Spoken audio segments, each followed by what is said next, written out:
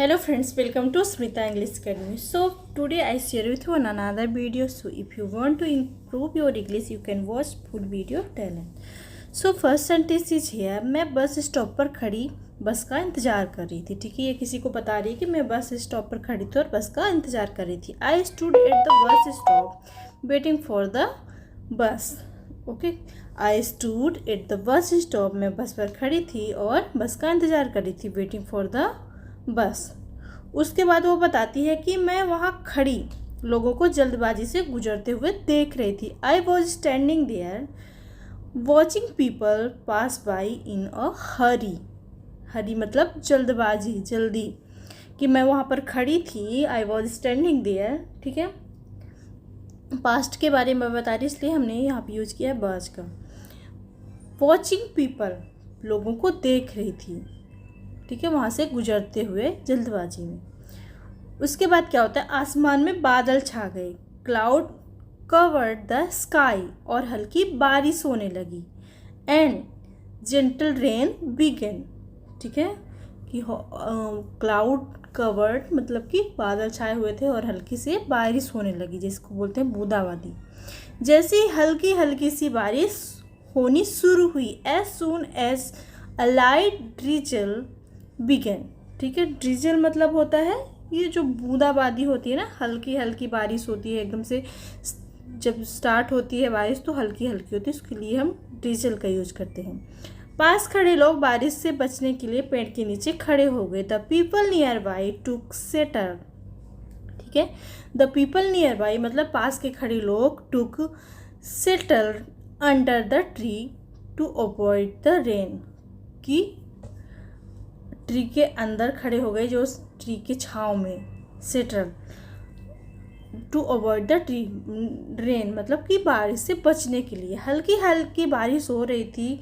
A gentle rain was falling and stood there by myself getting soaked. हल्की हल्की बारिश हो रही थी और मैं वहाँ अकेली खड़ी भीग रही थी. सॉक्ड मतलब भीगना. ठीक है, and there myself getting soaked. Myself मतलब अकेले खड़े होना. ठीक है, और जो सब लोग थे पेड़ की छाया में चले गए और ये जो लड़की थी ये अकेली खड़ी हुई वहाँ पे भीग रही थी. ठीक है, आगे क्या होता है कि बूंदाबांदी हो रही थी.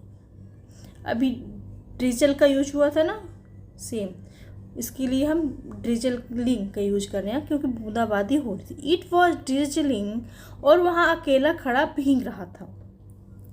और मैं वहाँ अकेला खड़ा भीग रही थी.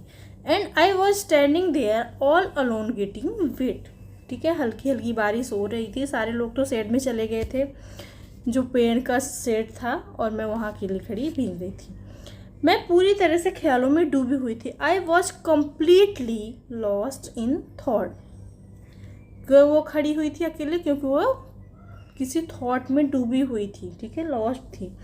I was completely lost in my thought या इन थॉट्स. मैं पूरी तरह ख्यालों में डूबी हुई थी. इसको दूसरी तरीके से कह सकते हैं, I was fully इनग्रोस्ड in my thoughts. कि मैं पूरी तरीके से उसी में ख्यालों में डूबी हुई थी. ठीक है, लॉस्ट इन माई थॉट या इनग्रोस्ड दोनों का हम यूज कर सकते हैं इसके लिए.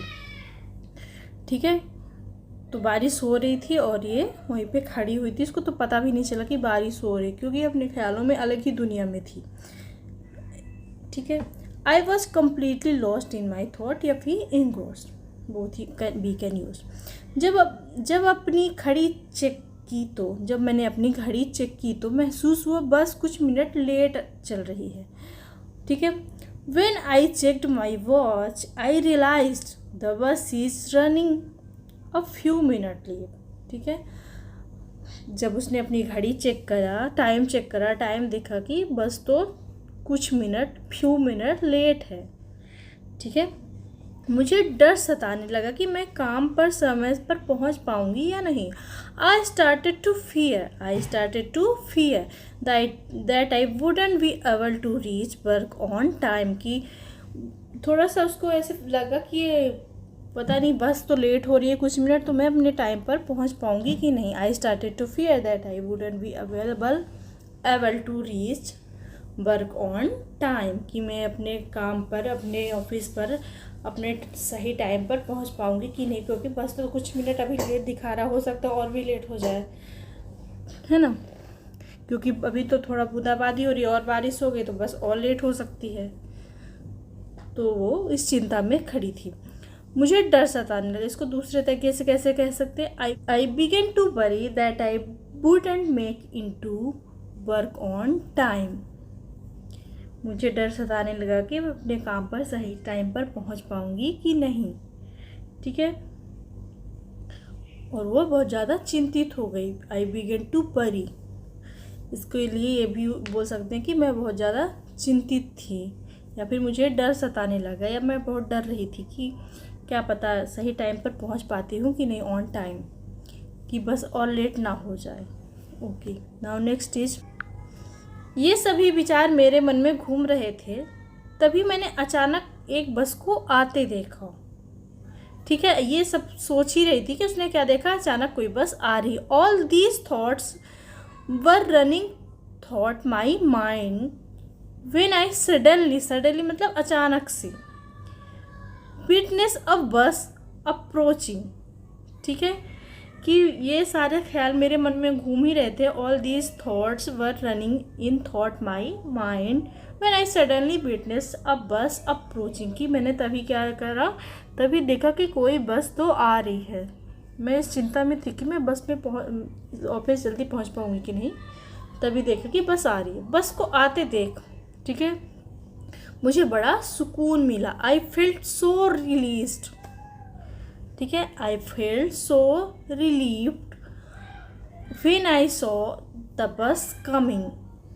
आई felt so relieved when I saw the bus coming, मुझे बहुत ज़्यादा सुकून मिला, रिलीफ मिला जब मैंने क्या देखा कि बस आ रही है। ठीक है, seeing the bus coming give me great relief, seeing the bus coming give me great relief.